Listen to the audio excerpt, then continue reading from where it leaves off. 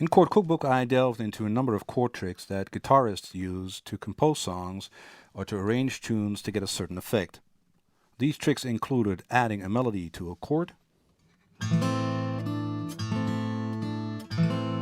moving an open position chord up the neck,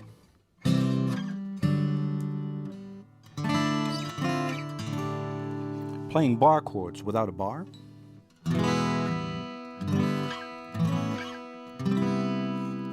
close chord voicings, a counterpoint, and the use of pedals.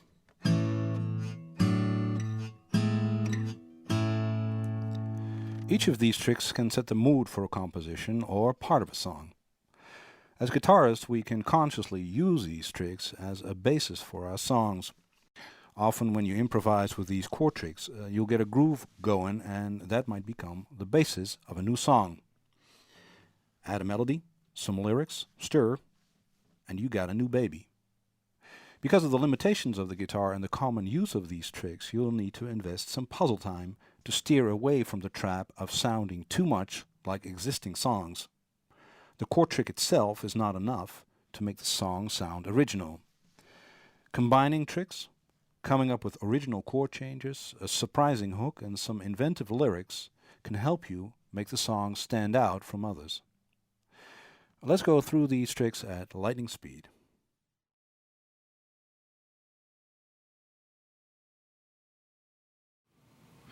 Each chord is a set of a minimum of 3 different notes. Now, aside from open string chords, we can use bar chords and other shapes,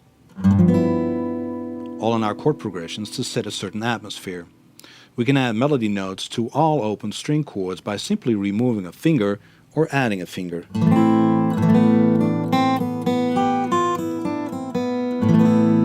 This will color the chord in a certain way, and by doing this to a chord in several manners, you can add a melody on top of an open string chord.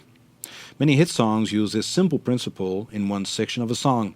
It can even be strong enough to function as the hook of a song.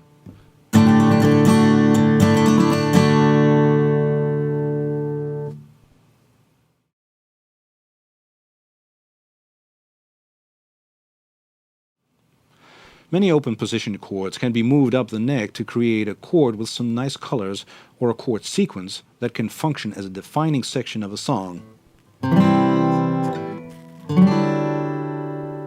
A simple D chord groove can turn into a hook when you move it up the neck.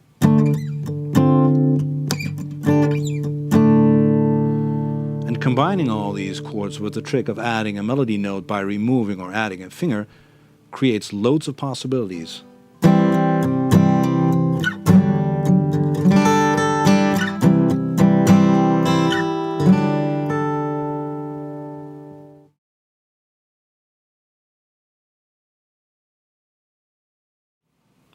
Bar chords are open position chords moved up the neck, with the open strings barred by the index finger.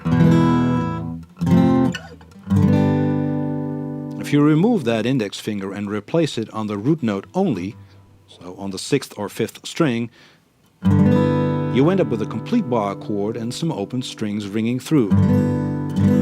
These open strings will color the chord and, in a chord sequence, function as a pedal. In this case, it would be a high pedal of the E string and the open B string. The chords you end up with are major chords, derived from major bar chords, and minor chords mostly played as minor 7th chords because of the awkward fingerings of the minor triad bar chords. You can do this with barred chords that have the root on the 6th string. They'll have the E shape, and with roots on the 5th string, that'll have the A shape. In this case, a C sharp minor 7th. Some chords will end up being power chords. If I place it on the 7th fret, for instance, you'll get a really nice E power chord. And some will have some very intricate sounds.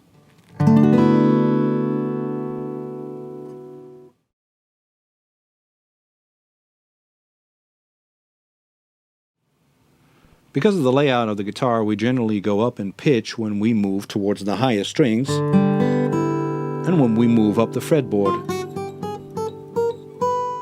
This means that when we strum down, we'll first hear the lower sounding notes of the chord and we'll end with the higher sounding notes. We can play with this phenomenon by choosing chord notes consciously and play two chord notes that are close to each other in the chord on adjacent strings. In this way, we can create chords that have some tension.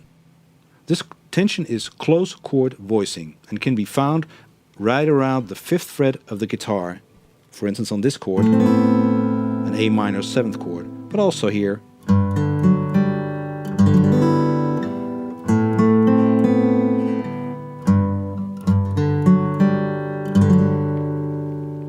And with some wider stretches, you can also get this in other positions on the neck.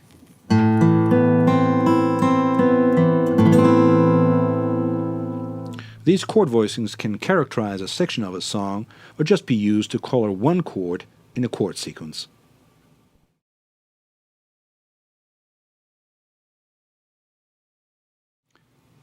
As guitarists, we're used to seeing a chord as a heap of notes thrown together on the fretboard, hand cramps if you will. When we move from one chord to the other as beginning guitarists, we move from one hand cramp to the other.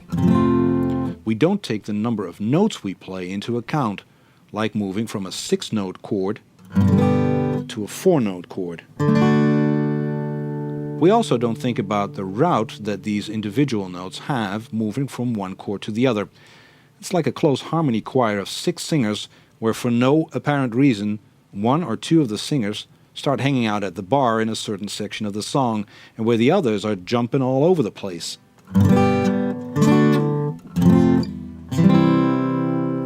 Now, piano players and good composers do look at all the individual notes and make sure that the movement of these voices has some logic to it.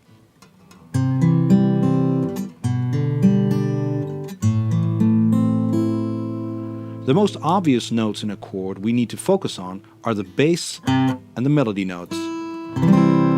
These two pop out at us first, and by making sure that these notes don't jump around or disappear, we can make a chord progression sound logical. One way of doing this is to keep matching notes in two chords the same. In the bass, for instance, when you go from a C chord to an F chord, you can keep the C note the same.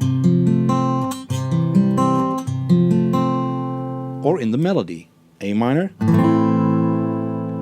to C. Now, melodies and bass notes each can have a motion upward or down, or they can stay the same. This gives us 9 possible movements to color your chord sequence with.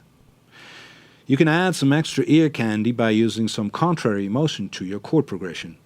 This means that you move one of the voices up and the other one down.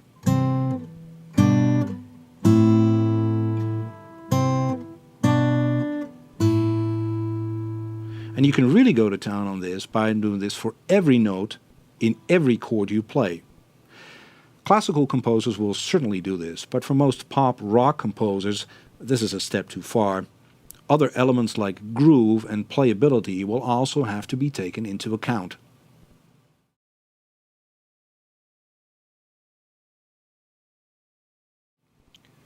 Keeping the bass note or the top note of a chord the same can glue chords together and give a section of a song a certain character.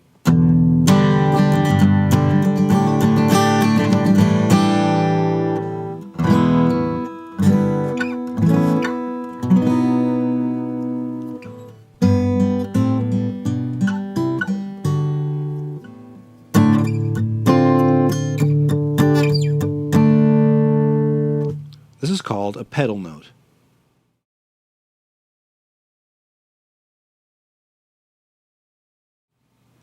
Some songwriters use awkward keys to start their songs in. The reason why only becomes apparent after playing with this key for a while. They have a special sound to them. Born to Love You by Duke Robillard uses the key of F sharp. He plays a chord grip where he leaves the top E string ringing, which gives you a compound sound, the F sharp 7. For a bluesy progression including the flat 3 chord A5, or A major, or A7, or a B5 chord, this chord trick works very well. And we'll see later on in the section about blues harmony that in a bluesy setting we can play a major chord on the flatted seventh of the blues scale in our composition. Now that note in this case is an E note. The E major chord sounds really good with this F-sharp 7 trick. Plus it's easy to play. The F-sharp minor works for the same reason, including the use of the A major chord, the B5 chord, the A5 chord, and in a progression with an F-sharp minor chord, you can also have an E chord. F-sharp minor with an open E always sounds very good.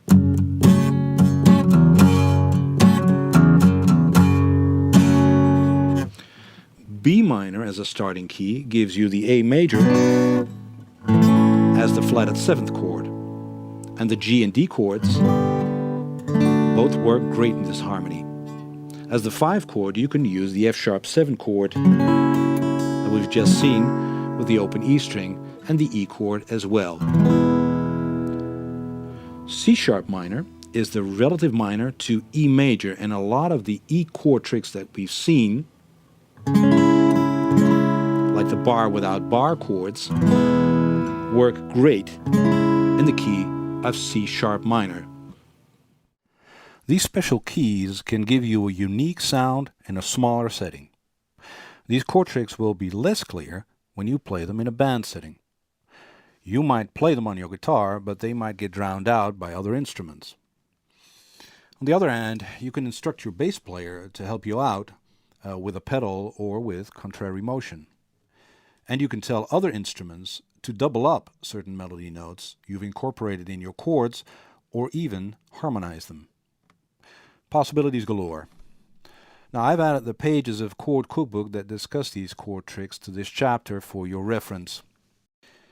Chord Cookbook holds another bunch of chord-related tricks that can help you get some inspiration for your new songs. Most of these chord tricks can work on an individual chord or on a chord sequence. They can set the atmosphere for the whole composition or for a single section. Now the only way of really getting a grip on how these chord tricks feel and how they work is to compose a song with them. Nothing will make you realize the potential of these principles more than using them in your own songs.